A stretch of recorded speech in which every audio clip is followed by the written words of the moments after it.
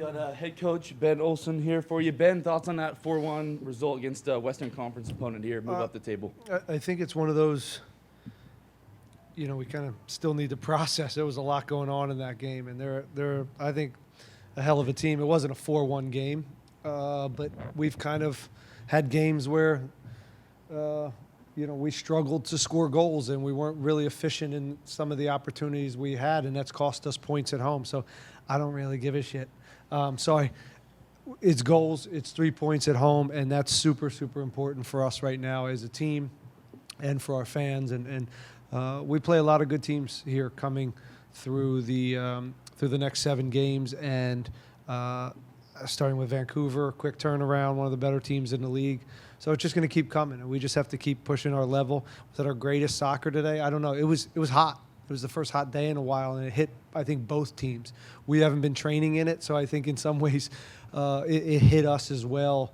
Maybe it hit the opponent a little bit harder, but overall, really thrilled for the guys that we were able to put up some goals and entertain and send the fans home happy.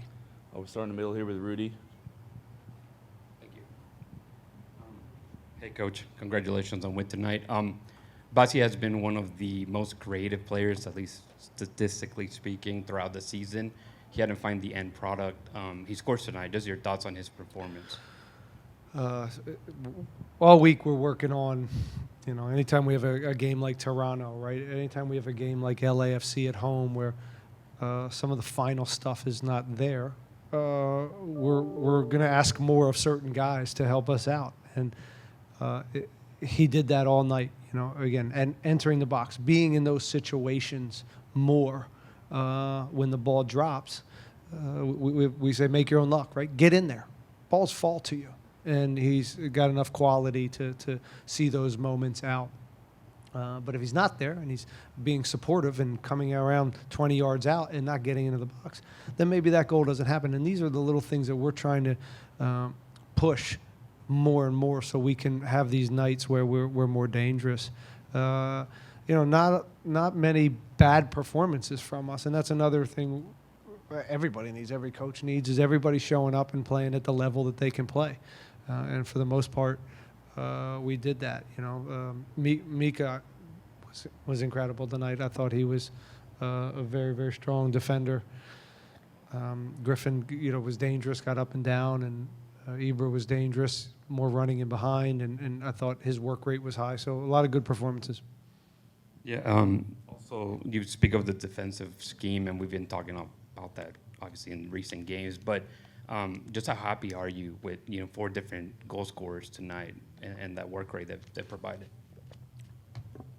Yeah, the more you can get on, yeah, for sure. I don't really care who scores them, but it is nice to share them, and everybody feels a part of it. Kowalczyk comes in and gets a goal. I thought the subs did a good job. Latif as well, kind of solidifying the game. It was a real back and forth there, and we didn't seem to have the punch to finish out a play. So then, Latif comes in really to settle the game down and take the extra pass so we can add some numbers. And thankfully that worked out. And again, subs did a good job. And last one from me, Achi comes out, early in the second or before the half ends. Just any update on him? Yeah, it looks like a hamstring, and we'll see. We'll just see how bad it is. But I don't anticipate him playing Wednesday. Coach, I remember earlier in the season you were talking about preparation for where we're at now. It was early in the season. You always told the players, "Hey, this is play the game, play the match like a playoff, we're fighting for the playoffs." Is the team actually really getting to what you were saying earlier in the year? We spoke about it this week. It's time. It's time to turn it up, right? This is where we're at in the season. So it's collectively showing up and playing our best. It's individually, doing everything we can to recover and get back for Vancouver and showing up on game day. That's just what time it is in the year. And all these teams are a lot of them are above us that we're going to play throughout. That means they're good. They've earned that. But hopefully that lights a fire in us that we want to move forward and not bounce around 9, 10, you know, in and around the play. We want to try to move up, and it's going to take performances like tonight to do that, again, because they keep coming. The teams that keep they're coming in here are solid. And you talked about playing 90 minutes of football, and it seems like that's what you're getting right now.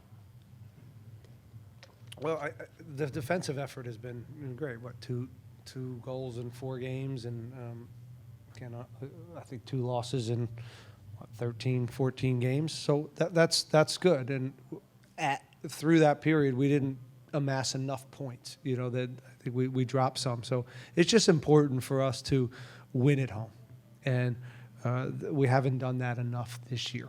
And so this hopefully gets us back on track, where we're playing our best stuff at home, and and even if we're not playing our best stuff, which at times we didn't today, it's important to walk away with 3 points more often here at home. Hello, Ben. Hi. Congratulations. Thank you. 5-star performance by your team tonight. You're now moved up points. You're now 5th on the league table now in the Western Conference. How does that make you feel? Okay. You know, we never feel good. You know this. Coaches don't feel good unless you hold the trophy in the end. So this is just a process. You're going to bump up and down. It makes us hopefully hungry for more. And Vancouver comes in here, another home game, another good team. So we'll enjoy this tonight. But tomorrow we got to get ready for Vancouver. But again, getting this home win, I think, is a big. It's a big step for us. If we don't get this one, I think it's the home form continues to be a little bit of a struggle, and we gotta keep going. We gotta maximize this. We're going to tough places in the next month, and we gotta make sure we get our points at home. Ezequiel Ponce came into the team late during the season, but he seemed to have been able to join the team and solidify the team. How do you rate his performance since he's been playing for you? Well, I've spoke about it before, how some of these players from abroad come here, and it takes them time. You know, look at Kowalczyk, he's doing well now. Ibra, doing well now. It takes time for some of them. But Ponce's been to Russia, to France, to Spain. He's been all over Europe, He knows how to pack his bags and move and do a job. So that transition has been very quick for him. He's insatiable. He wants information, and he's open and selfless, and he does a lot of work without the ball. His defensive pressure is incredible. I don't know if people give him credit for how hard he's working for this team, and that's a staple for us, for every player on the team, and he's done a good job of that. And we just got to keep feeding him and get him more goals. Thank you. Yep. Coach Dwight Williams with Houston Media Source. Hey, Dwight.